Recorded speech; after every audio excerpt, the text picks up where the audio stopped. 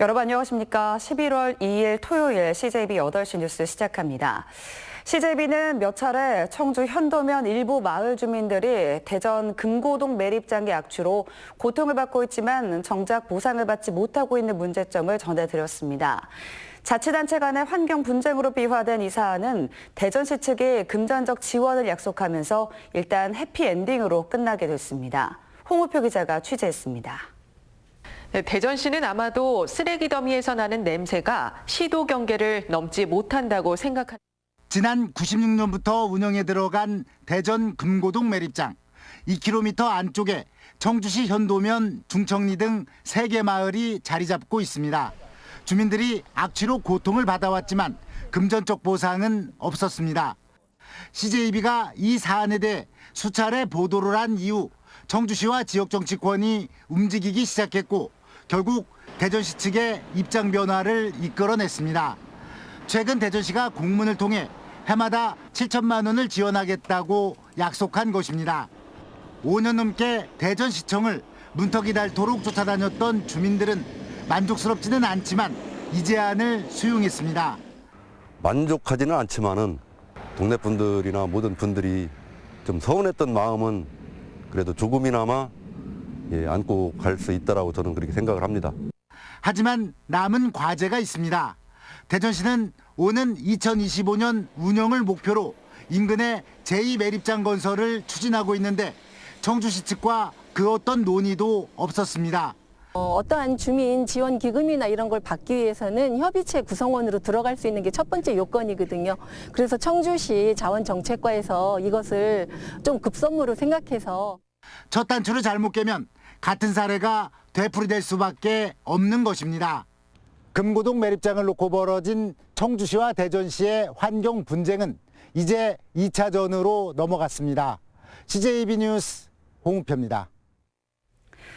다매체, 다채널 시대를 맞아 콘텐츠 경쟁이 과열되고 매출도 급감하는 등 지역방송은 큰 위기를 맞고 있습니다. 이런 지역방송의 위기를 극복하고 지속 가능한 발전 방안을 논의하는 토론회가 마련됐습니다. 진기훈 기자입니다. 지역 밀착형 정보를 제공하고 지역 의제를 설정하는 등 지역방송은 지방 발전과 지방자치 활성화에 기여해왔습니다. 하지만 OTT, 유튜브 등 다양한 매체가 등장하면서 생존 경쟁에 내몰리고 광고 매출이 급감하는 등 재정적 어려움까지 겹치면서 위기를 맞고 있습니다.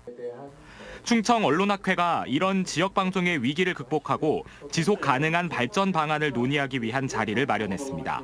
지역 시청자들이 참여할 수 있는 다양한 플랫폼을 개발해 콘텐츠의 경쟁력과 시청자 관심을 높여야 한다는 의견이 제시됐고 우리 자기들이 프로그램 만들고 또 팟캐스트나 이런 걸로 방송하고 그중에 좋은 것들을 지역 방송에서 콘텐츠로 제작하는 그런 연계 시스템, 물론 이것도 정책과 재정이 없이는 불가능하다는 거죠. 그래서 정책과 재정을 마련하는 그 방안을 시청자 지원 특별법 형식의 스포츠나 문화 사업 등 재정 마련을 위해 지역 방송이 적극적으로 자구책을 마련해야 한다는 지적도 이어집니다. 이 재원 마련 문제를 어떻게 해결해야 될까에 대해서도 고민을 해야 된다고 생각하는데요. 부동산 투자라든가 문화 사업이라든가 이런 쪽에 적극적으로 또 공적 자금 투입을 늘리는 동시에 인터넷 동영상 서비스 OTT에도 공적 책임을 부과해야 한다는 목소리도 나옵니다. OTT도 지금 지역민들에게 방송을 재송신하고 있다라고 하는 점에서 보면 방송법 규정 내에 집어넣어서 OTT들에게도 방송 발전 기금을 징수할 수 있도록. 지역방송의 위기를 극복하기 위해서는 제도의 보완과 더불어 구성원들의 적극적인 자구책 마련도 시급합니다. CJB 뉴스 진기훈입니다. 오늘 오전 11시 50분쯤 옥천군 군북면의 한 골목에 야생 멧돼지 한 마리가 나타나 40대 여성을 들이받고 달아났습니다. 이 40대 여성은 허리 등을 다쳐 병원에서 치료를 받고 있습니다. 옥천군은 야생 멧돼지 포획단과 함께 달아난 멧돼지를 쫓고 있습니다. 청주시가 정북동 토성과 중앙공원을 역사공원으로 조성합니다. 정북동 토성 일대 19만여 제곱미터는 삼국시대 초기 의식주 생활상과 축성 방법 등을 체험하는 공간으로 꾸며집니다. 또 충청 병영에 있던 중앙공원 일대와 청주목에 있던 청주시 이청사를 연결해 전통 문화를 계승하는 역사 공원을 만듭니다. 충청북도가 저출산과 고령화에 따른 인구 구조 변화에 대응하기 위해 지역 여건에 맞는 인구 정책을 추진합니다.